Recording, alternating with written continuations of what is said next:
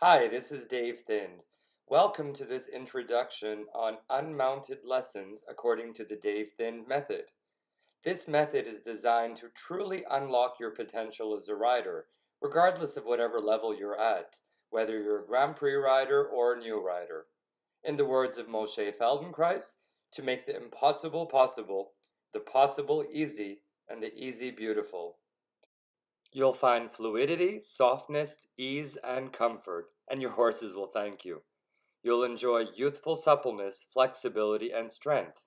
Hi, I'm Brenda McHugh. I'm from California, and my background has been primarily dressage. I started hunter jumpers when I was very young and quickly gave that up for dressage, and rode competitively for about 10 years before I started with a circus show, Cavalia, and I rode with them for 2 years training and in the show. And I was really interested in his work and his background, and I have unfortunately very bad back problems. So I'm hoping that some of his work, both on the ground and on the horse, will be able to help with that. Great. Mounted lessons start with a scan, mostly done laying down, noticing how does your body take contact with the ground? Where do your legs go? Where do your arms go? Is there a curve in your spine, etc.? From there, we track the changes we make through the lessons and begin this exploration.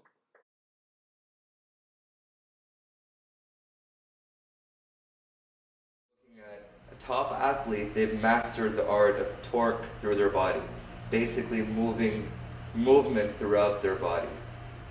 Okay, so we're going to add a little component here. As you come over, I want you to push through your left leg at this moment. Good. Now push through your right foot into the ground. Does that feel different? Mm-hmm. Okay, so we're looking for this wave-like movement that comes through the whole body. It may start through the feet, it may start through the head. It's not only the pelvis that moves. Just like when we ride, it's not only the pelvis that moves. The movement must come through all of our joints, through our whole musculature. All right, I'd like you to, everything was good. I think you've noticed a few things. However, you did speed up quite a bit. So I want you to, when you do this at home yourself, you can think about that. So slowly come to a stop. Think about your movement becoming smaller and smaller. And now we're changing your clock to the size of a wristwatch. So do you feel your sacrum a little bit more now? Mm-hmm. Okay, so let's move along your sacrum, thinking about a wristwatch a little bit bigger than the size of a quarter. The same motion? Yes. So slightly, and we're remembering that you're moving. That's it. It doesn't have to even show that much. As long as you feel that your pelvis is rocking and your chin is soft, your rib cage is following, remembering to push through the opposite leg, one knee, push down through the foot, the knee stretching outwards. Very good. And let's try to keep the movement continuous and soft with no interruption. Just thinking rolling, rolling, rolling. Good. Letting that eventually come to a stop all on its own. It may take 30 seconds, may take 2 minutes. Eventually coming to a stop. Good.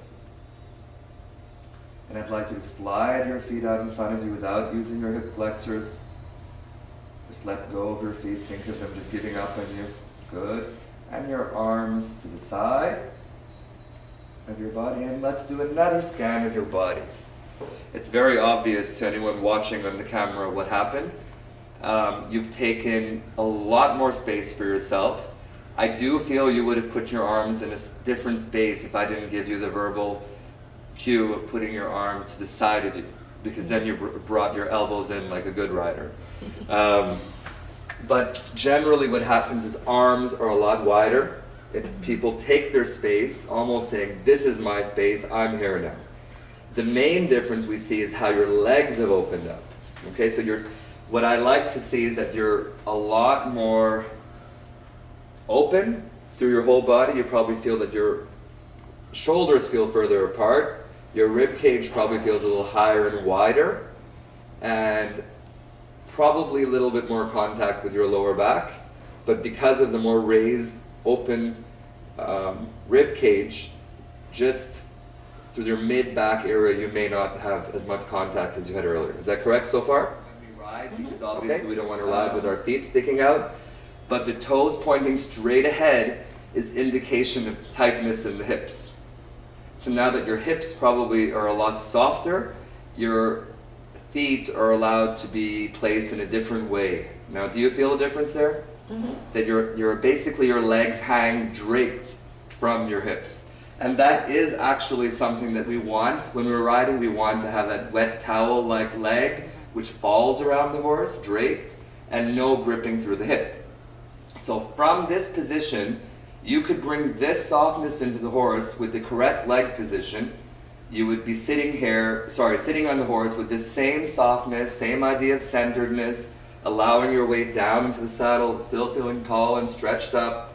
But what you would do to correct your leg position without sacrificing the tightness in the hips is you would rotate your legs slightly inwards, which would still maintain an alignment from the hip, knee, and ankle. You have a lot of trainers teaching turn the toes in. So you get rolled feet, but then we're also losing alignment from the hip, knee, and ankle. And unfortunately, not a lot of trainers have been educated to the point that you know what happens when you tell your riders to do these type of things, because we don't want to have riders with problems in their knees and their hips because somebody told them to put their toes in.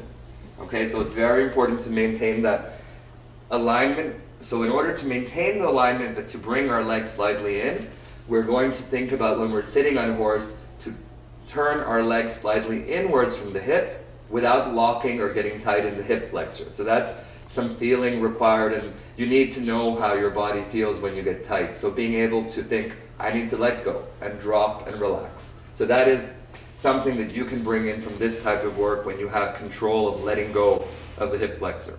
All right, so